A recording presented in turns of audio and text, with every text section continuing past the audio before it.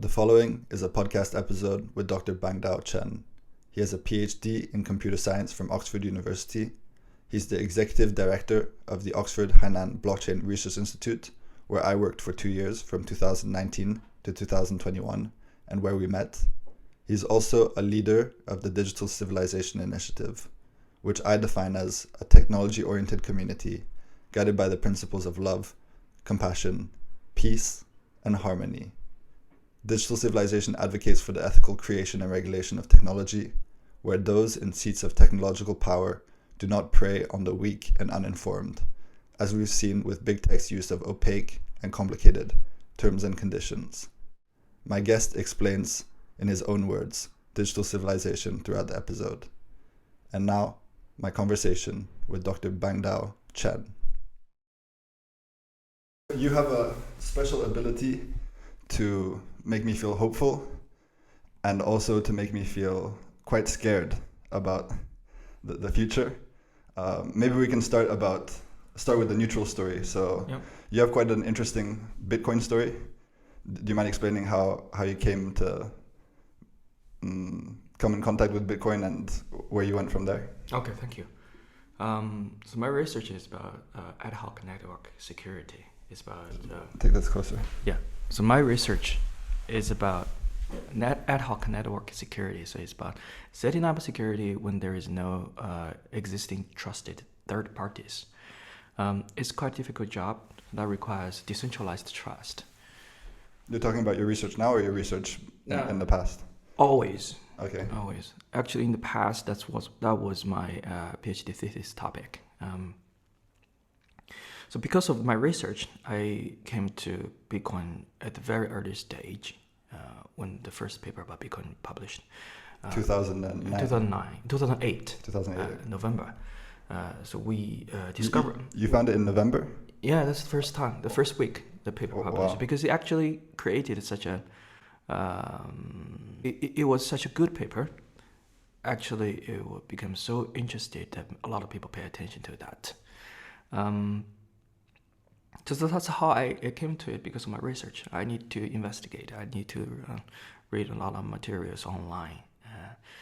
Then I realized it could become a really interesting project, because that's the first time I ever seen one CPU, one vote. I thought that's fascinating.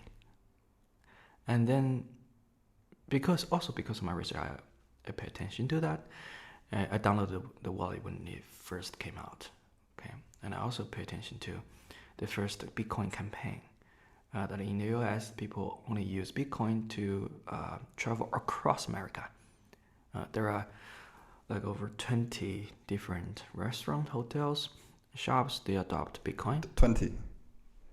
29. 29. Yeah.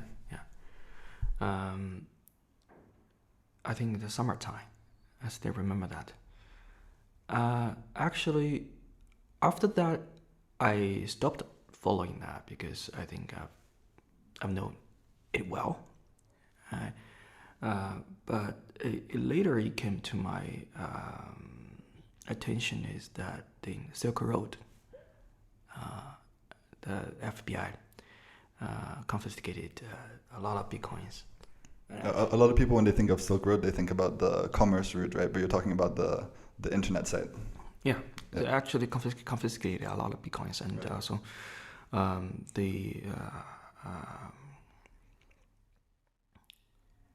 actually they closed Silk Road, right? And that caused a very sharp drop of about Bitcoin price, and also the event that the Mt. Gox, the 2014 crypto exchange. I think 2014. Maybe early. I can't remember the date. I think 2014. It caused another a very sharp drop about Bitcoin price, and because my research is primarily about computer security, so I think that's very interesting. I later did some investigation, and I found out that the majority of Bitcoin usage is about money laundering. In the dark network, you can see that it becomes the standard currency. That if you want to buy weapons, you want to buy drugs, you pay Bitcoin. It becomes so popular that I think it is dominating the internet world. You know, because you know. Do you think it's kind of ironic that an open ledger, right? Bitcoin's open, so all the transactions are visible. That becomes the primary payment source for the dark web. That creates trust, because in dark network you need to trust strangers. Yeah, you need trust, and you can't trust. Well, you can't use banks. Okay, that is a very unique but valuable problem that is solved by Bitcoin. Okay, so actually, I think the first stage for Bitcoin is primarily for crime. A crime is a crime. It comes with human, so always there. Okay, but I think in recent days, the usage of Bitcoin is being recognized by different countries and lots of more people to use it as a more efficient means of transactions. Okay. For example, there are some countries in South America. They've been using Bitcoin like daily currency. That's. You mean today? Yeah, nowadays. Yeah. El Salvador made it. Yeah. That's right. And in lots of poor countries, because of their existing financial infrastructure is so poor, so inefficient, the corruption is so overwhelmed, they use Bitcoin. And Bitcoin turns out to be more stable than their own country's currency. So this is a very interesting phenomenon that means Bitcoin is transcending itself from the primary tool for crime, become the primary tool for poor people, because that provides more stability and also sometimes more valuable. Okay, if you look at the case, proves it itself. Okay, you don't need to explain it. Look at the case. So I think that's very interesting. In your case, there's a lot of stories of people losing their public keys and things like that. In your case, I remember in a talk you gave a bit over a year ago, which I attended, you explained that you mined some Bitcoin and then deleted your wallet to make some, was it extra space on your computer, storage space? Yes. Yeah, that's something true. I haven't heard any stories like that. I've heard a lot of stories of people losing their private keys, but nobody deleting their private keys. But at that time, it was worthless, right? It's worthless. Yeah. Yes, it worth like a penny. So I didn't pay attention to that. Sure. Okay, but so actually happened to lots of people. Yeah. Okay, they regret. So actually, I don't like to share this story much because that proves I'm an idiot. But I don't think so. But it's history. Okay, it requires you. Even at my, on my side, I'm a researcher. Okay, I'm researching on it, so I know at that time better than others. But it's difficult to realize this is true value. Okay, and sometimes it's very difficult to prove to yourself that this is very valuable. It's very difficult. What was the community like in the early days? Like the first weeks when you discovered the paper? What was it like?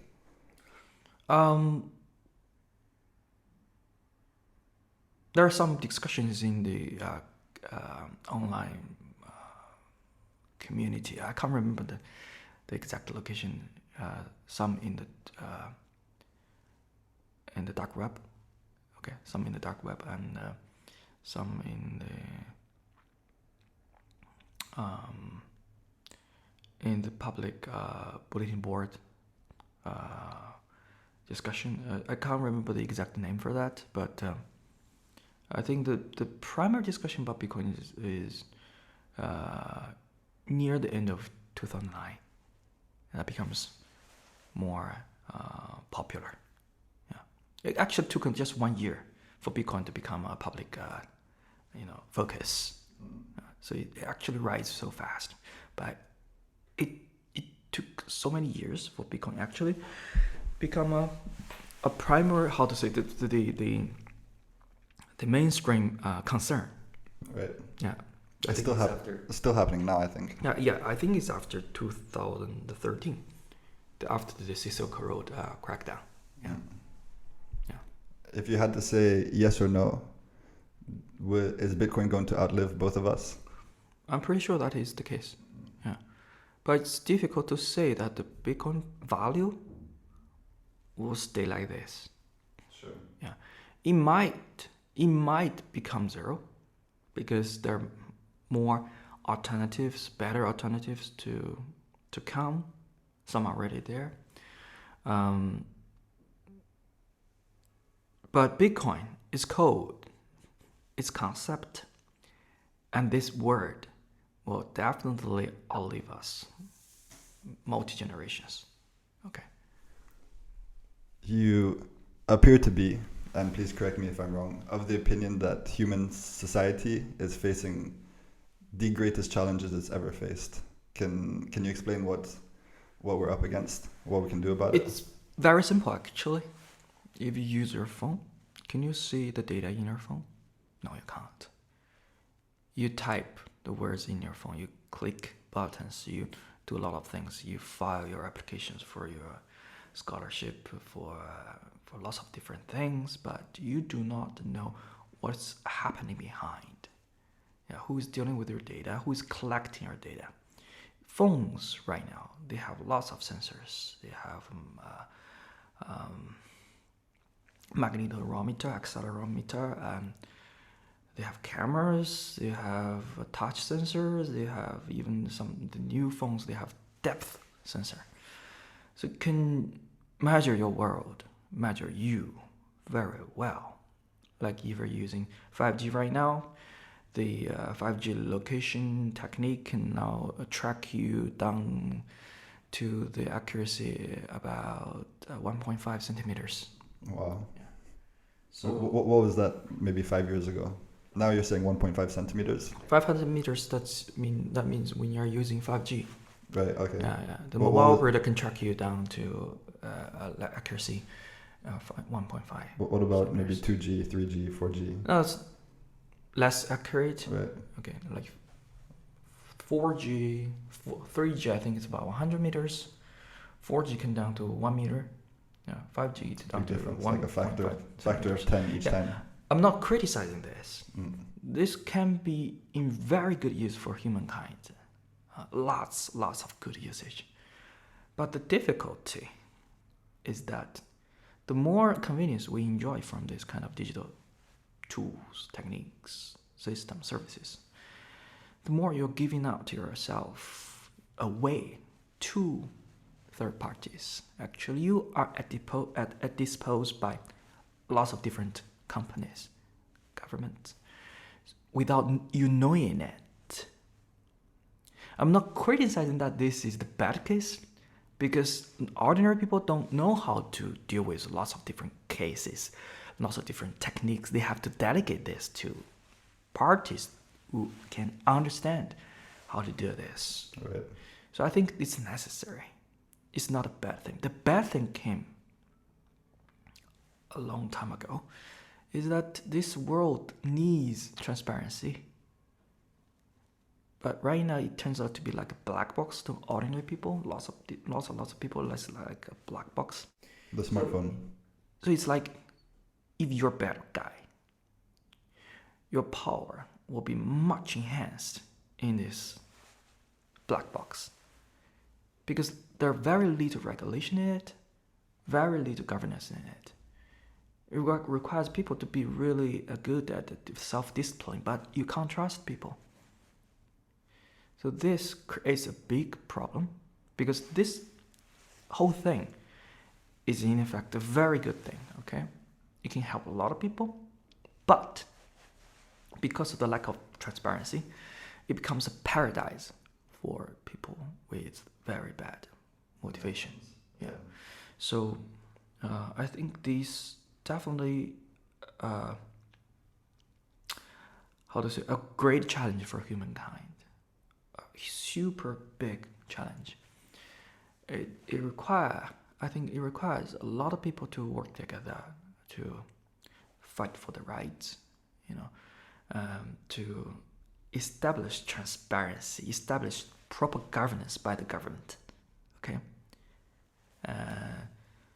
So I think this campaign is just beginning, just at its very early stage, because people needs to get educated to understand what the problem they're currently dealing with.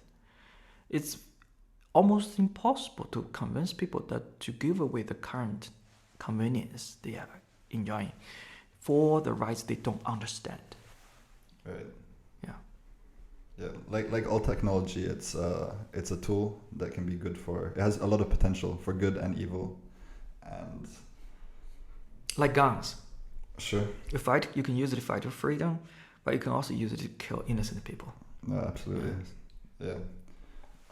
Working in the cybersecurity space for 1 to 2 decades now, you told me before that you've seen things. Can you talk a bit about some of the things that you've seen?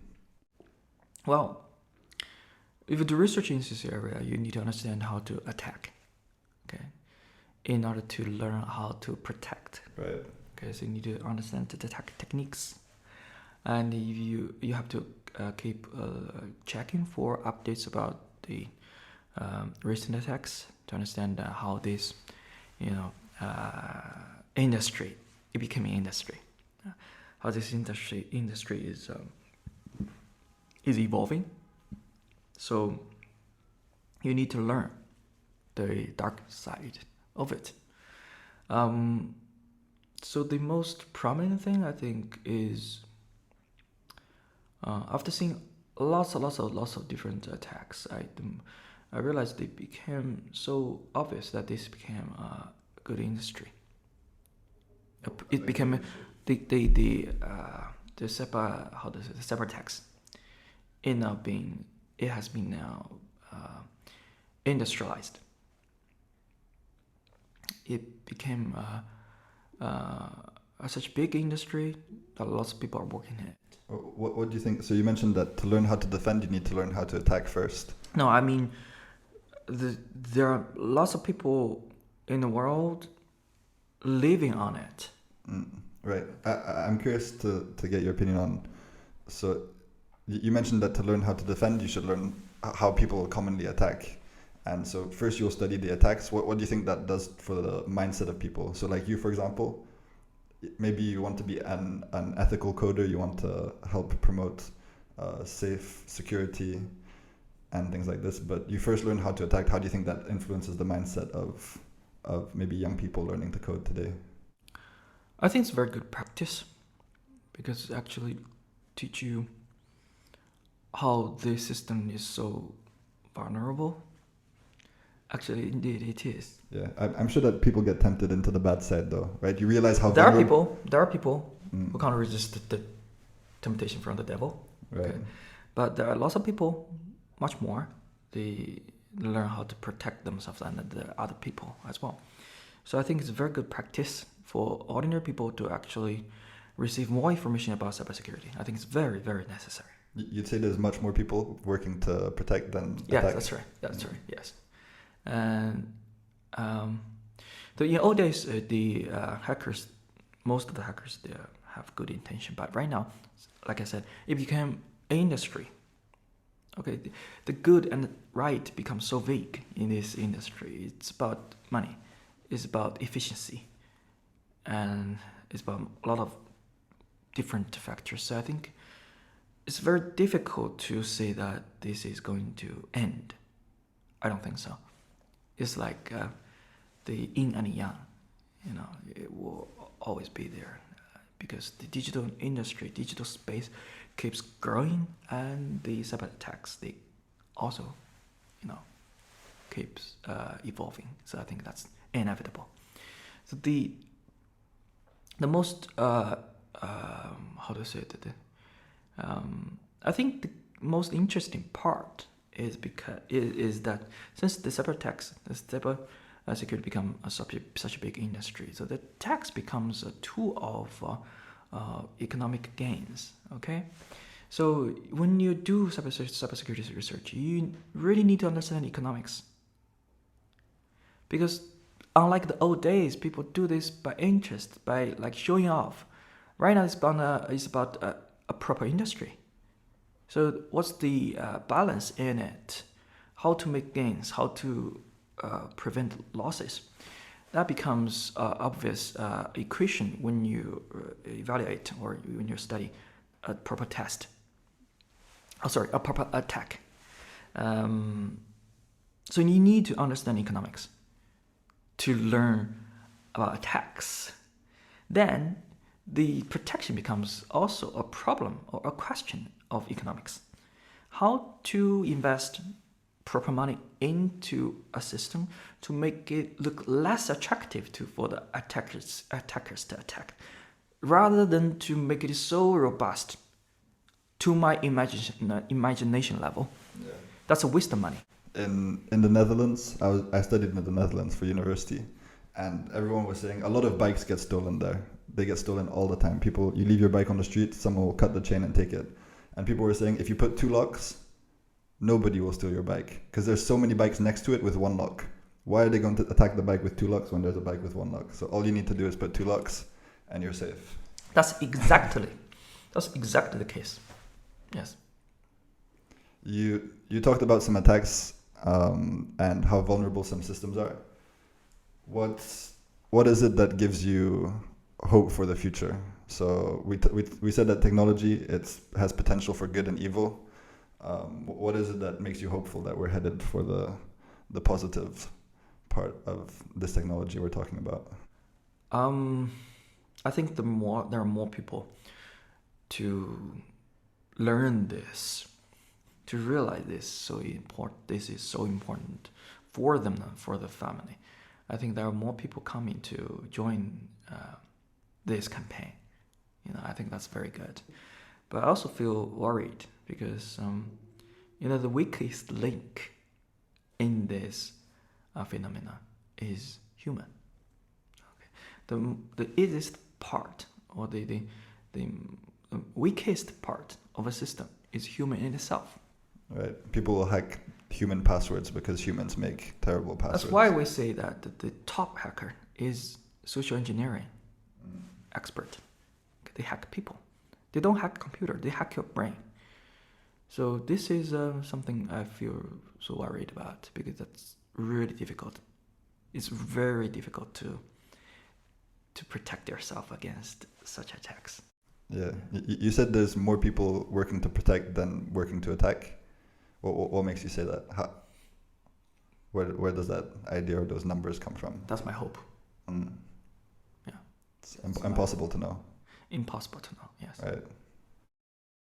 I hope that's true. Me too. What is digital civilization? That's a very good question. I think digital civilization, if you call it civilization, means the current world is not that civilized. Okay, we need that. That's the first question I've answered. That the current digital space really needs more transparency. So I think digital civilization first means that we bring in more light into this space. That means transparency. So to let all the behaviors to be exposed, to be monitored by the mass, by the people. So I think that's the very first notion about digital civilization, means more transparency. Okay, no matter what you're doing, okay, you have to be transparent, to be ready to be criticized. Okay, so I think that's the most important issue for the digital space right now. We need more transparency. Okay. The second is that you can't rely on ordinary people or rely on human labor to regulate this world. You can't. Human eyes can't see and read data well. They can't monitor the day-to-day operations very well. Okay, it's very difficult to examine the lies and also to do forensics in this space is very difficult. So I think the second most important issue about digital civilization is about setting up a new set of rules. And those rules are like the code, it's like the Bible, okay? But unlike the ordinary code, it's written on a book, but it is actually written in code, as a program. Which makes it enforceable in a different kind of way. That brings in blockchain. Because blockchain will become an ideal container or platform to run this or to record this. Otherwise, can you trust it? People can just tamper with the book you've written and they can change it. They can pretend this is a new book they've written. So we really need some new infrastructure to support this new set of rules. I think blockchain is the ideal way. I think blockchain is the only way right now. Where are we heading? Because you mentioned that we need more transparency, and transparency for me is in many ways synonymous with decentralization. And we have, on one side, we have Web 3.0 coming. No, transparency does not mean it has to be decentralized. Right. No. That's why I often see that it's not right to consider blockchain as the only way for digital civilization or the only way for transparency. It's wrong. The blockchain is one part of the big system. Okay, it's not the only way and also blockchain is not the only way for decentralization. What can people like myself or anyone listening do to contribute to this vision of digital civilization? You mentioned that right now we live in a digital society and we want to make it more civilized, move towards the civilization. What can we do? I think to first educate people, to let people understand what the true world we are actually living in. It's like Truman's world, the Truman's world is you've been living in a digital bubble, okay, without you knowing it. But we need to remind people that this is the world you are actually in it. So no matter what, no matter you wish or not, you have to learn this, to how to protect yourself. Before you enter into this world, you need to learn how to protect yourself, who you are, your identity, what's your identity, what's your digital rights. People need to get educated well before they being given this. They've been indulged by the companies, indulged by lots of different services. They need to learn the risks before they actually endorse this. So that's I think the most important campaign we need to do. For me, I'm an optimist generally. I'm hopeful about what the future holds, but it does seem the case that people only wake up when there's some kind of catastrophe. Like if we use the example of climate change, at least I'm very certain that there's a lot of evidence to support it. It's coming. And instead of doing something about it, it seems like we're going in the opposite direction. Because from one day to the next, you don't see much changing. So I think what needs to happen, or what causes people to actually do something, is when there's some kind of catastrophe. And then people will be like, okay, now we need to do something differently. Is that the same case with the... I think it's the same case, but unfortunately it's not. It's very unlike the catastrophe in the physical world, because we can observe it. We can see it easily. We can understand it instantly. But the catastrophe or the bad thing in the digital space, you can't see it. How do we you can't understand it easily. It's very easy for people to disguise. Right. How can we get people to act then? Because for climate change, you're saying that it's physical, it's visible, and still people don't seem to be doing much about it. So if it's something that we can't see, it sounds like it's going to be even more difficult to get people to... It is. There are no good measures right now. So we need to remind people. We need to, wave our flag to get their attention. So I think the only way, the most effective way for us to do is not just say words, but do actions. And actions comes from different aspects. For example, we create successful businesses in this space, to because money talks. People can very easy to understand why this is so important because when they are gaining money, right? Money does talk. Yeah. So when they do this, we take this opportunity to educate people that if you follow these rules, you can make benefits. Okay. Then they need to understand the rules, understand this kind of background before they can earn money. So this becomes a good, good ecosystem. Yeah, keeps growing, keeps evolving by itself. So good economic model in this campaign is very necessary. So you can't just by preaching. You need to actually make people to lead people into right actions. So this is what we think that the most important thing for promoting digital civilization. Well, one of the things I've been thinking a lot about recently, and it seems like a very obvious economic model, is that, and I'm trying to figure out why it hasn't happened yet, is all these social media sites that gather data about you. They give you a free service, then they collect your data and sell it to advertisers. Why is there no alternative to Facebook and Instagram where the users share in the monetization of their data? So that's a very good question. Instagram makes some of the money, but they also give me some of the money for the ads that I watch. And I feel like if there was that platform, people would switch quite quickly, because if I can choose between an Instagram where they take all the money or an Instagram where I get to monetize part of my data, then why would I not switch? But I haven't seen it, so. I think it's a very good question. I'm against free services. Now, free services means it's not free. It means you need to bear the cost in different places. Sometimes it's much higher than you can imagine. So I'm against the free services. I'm pro charge services, like using emails, like using social media. If they charge me, I feel much safer, actually. So for changing this, I really don't think it's easy. Like I said, it's very difficult to give up the convenience they already have for rights they don't understand.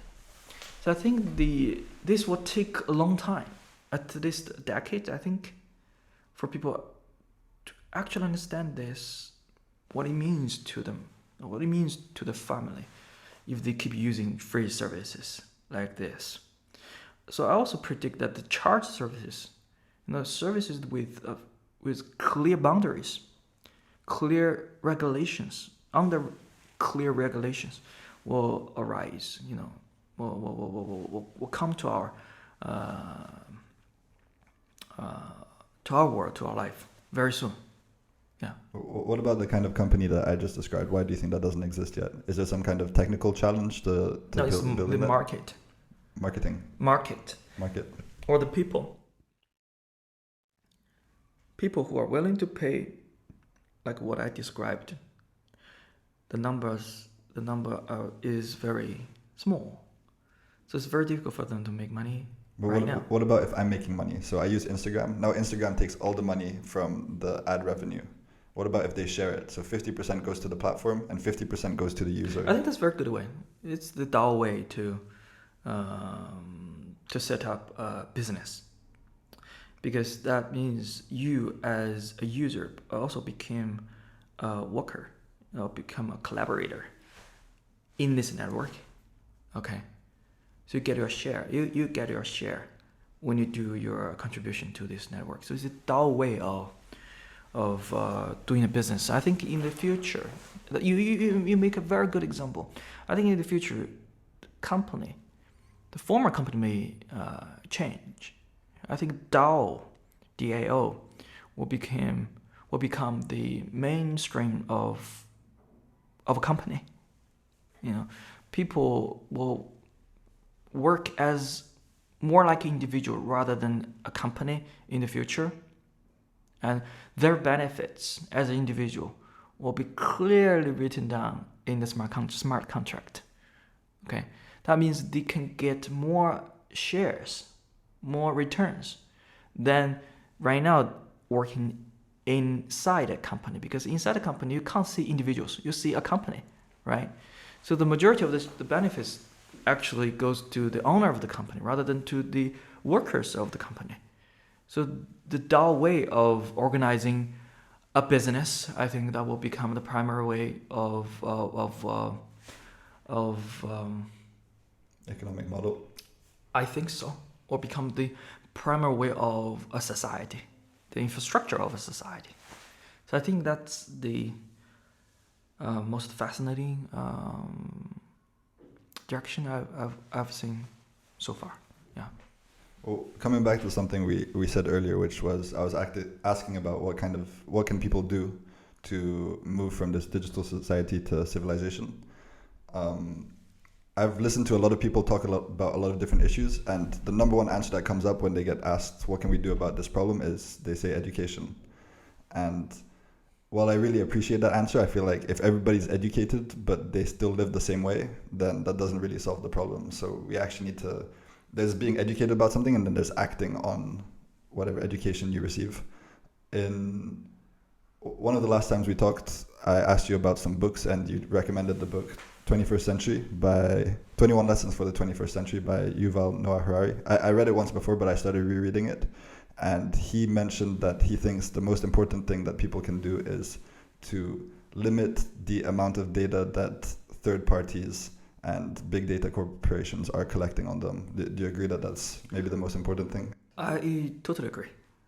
Okay, but I think it's very difficult because you live in a world that you've been constantly giving away your data, giving away information. For example, right now we're talking, actually giving away information. Okay, your phones are collecting it. Okay, sometimes without you knowing it. So I think it's definitely necessary, but I think it's really difficult. So we need a new industry, an industry with good principles to help us. Okay, not just by one company, by one people, by a good industry. So I think that will become a good opportunity for everyone in the future who want to start a new career. I think that might be the direction for them. Yeah. How much of your time have you allocated to working on blockchain? It's difficult to say how much time on blockchain, but how much time on this concept or this digital civilization. See, I think 100% of my time right now is for this. No matter what you do, you keep thinking about it. Yeah, like I said, you do not do this by talking. You actually make a difference by your actions.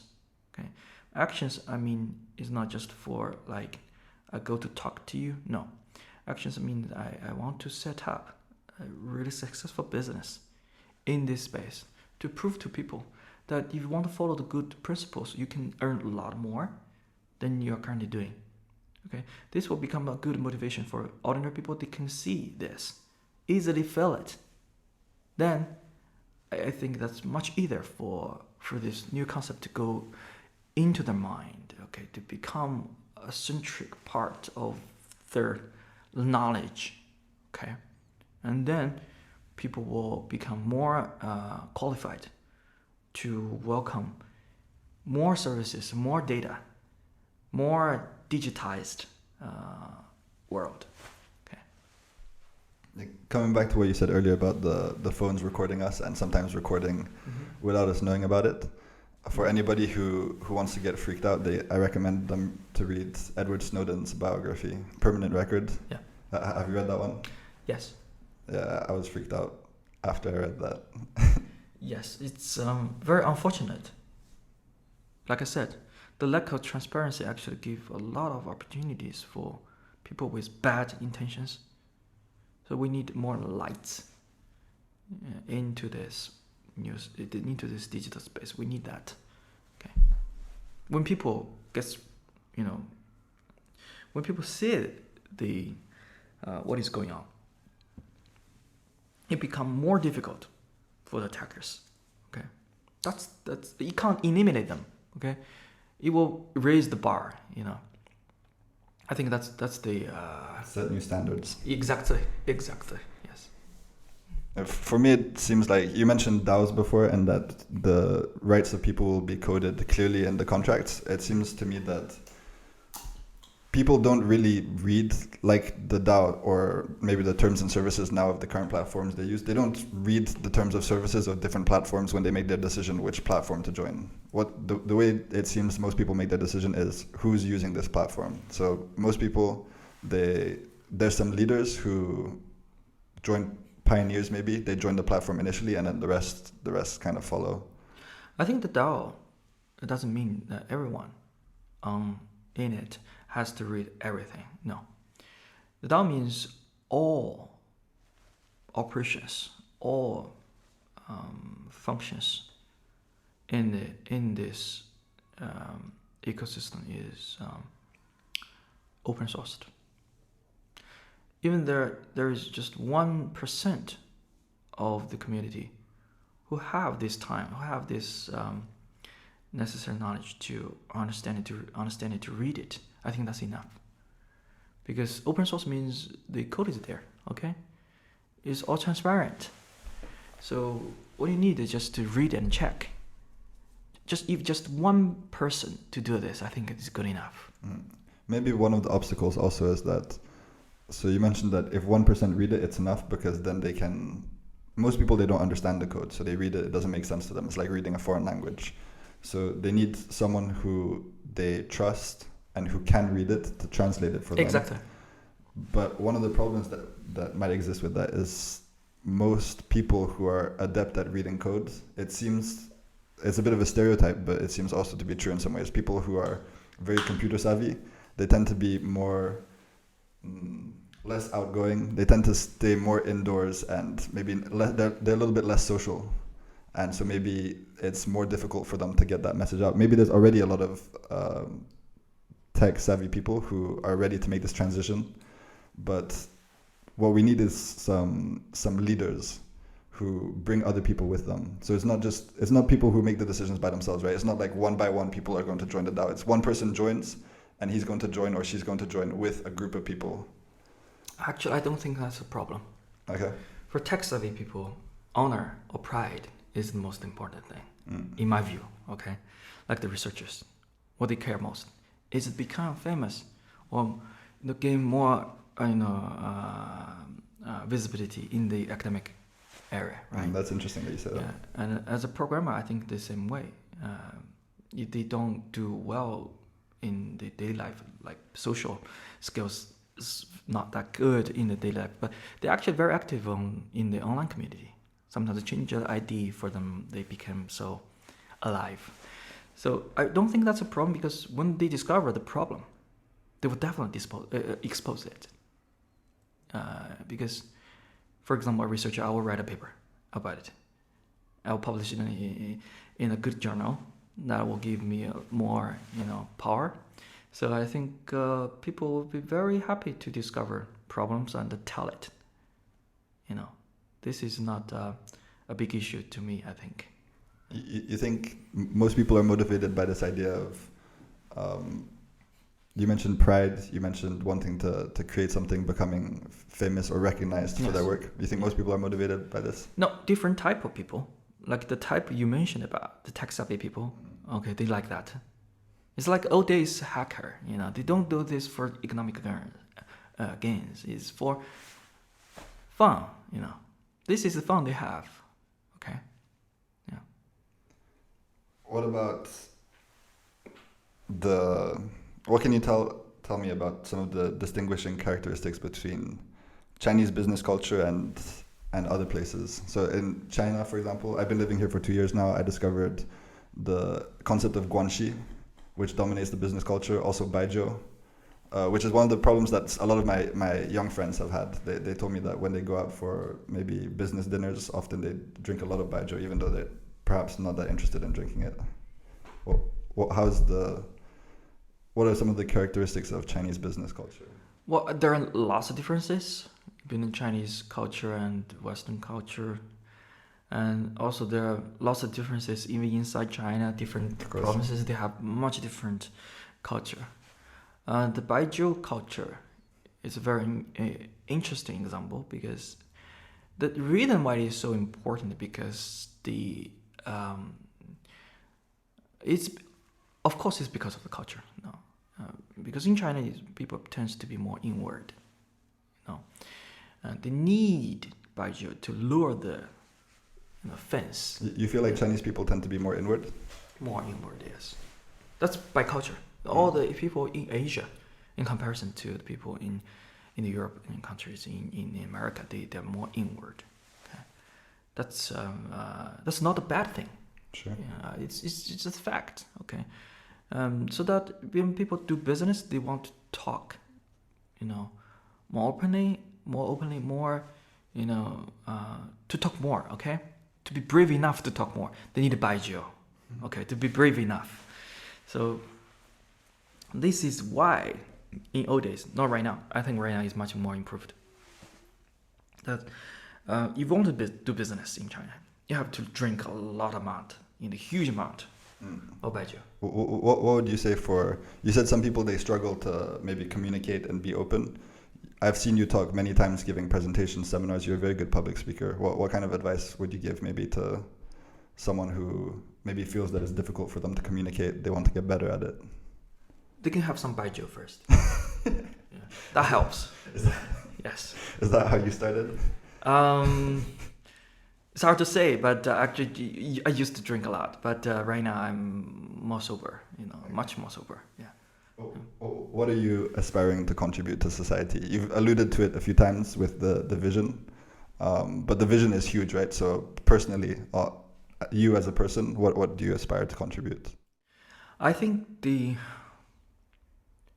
I can't say long-term plans. I think that's difficult to say, but the short-term ones, I think, is to set up good businesses in this new space, to provide protection techniques for companies, for people, to not just in blockchain, in the blockchain industry, but also in the cybersecurity industry as well. So this is my short-term plan. And also, meanwhile, so I'm working with my supervisor, Bill Roscoe. So we also have a dream, or not a dream, I think it's a plan, to set up a charity. And this charity one part of this charity will to give opportunities to students who want to study this, like providing them with scholarships. So I think with more young talents like you to become aware of this, to join this, I think there will be more winning opportunity for us. I like you just used the word dream and then you changed it to plan. I really like that because it suggests that dreams can be made into plans, right? You started with a dream and then you... Yeah, dream is more a way, because it's not like immediately. But right now I'm talking about short-term goals. So we have plan for that. Yeah. What is the meaning of all this? The dark side of life, the light side of life. What's the meaning of life? I think life is... that's a very good question. It has no answer, right? There's no correct answer to that, but we can. There's no wrong answer either. Exactly, we can give answers. I do not pursue the meaning for this of life right now. I don't pursue that because I think it's meaningless. I think the most important thing is to achieve your balance. Okay, there'll always be bad things. There'll always be very frustrating issues. So you can't guarantee that you will, you are in the bright side. You can't guarantee that. So always be patient, be peaceful, and make yourself happy. And listen to yourself. Don't listen to others. Listen to yourself. I think this is the most important thing for living life. Don't try to pursue the the true life. There is no true life. Okay, the life right now, the second right now, is the true life. So don't make it too complicated, because it's already too complicated. Yeah. So this is if you ask myself, if this is the advice for myself, this is the words I want to say. Yeah. Do you have any book recommendations or resources that you would recommend people to use? Not really. I think there are too many. I think keep reading is very good, because people right now, the young people right now, they don't have this kind of habit, including myself. I read less books than before, because I keep using my phone to browse on TikTok. It's not that kind of how to say. It's like a drug to your brain, sometimes. Sure, I think people who study this and they study the brain signals, they would argue that it's literally a Exactly, type of drug. exactly. So lose your phones. Okay, put them down, close your eyes, read more books. So helps your brain, helps you to establish a clear view about your life, about your future. Yeah. Thank you so much for your time. You have a flight to Shenzhen to go visit family? Yes. Cool. Thank you so much for wasting so much of your valuable time with me. My pleasure. Okay. That's it. I hope you enjoyed this episode. Like or comment to let me know your thoughts. Subscribe to stay updated about future episodes. There will be more. If you want to support this podcast, you can also do that through Patreon. Link is in the description below. Today is Valentine's Day, so I wish you all a very happy Valentine's Day, and I'm sending you all lots of love.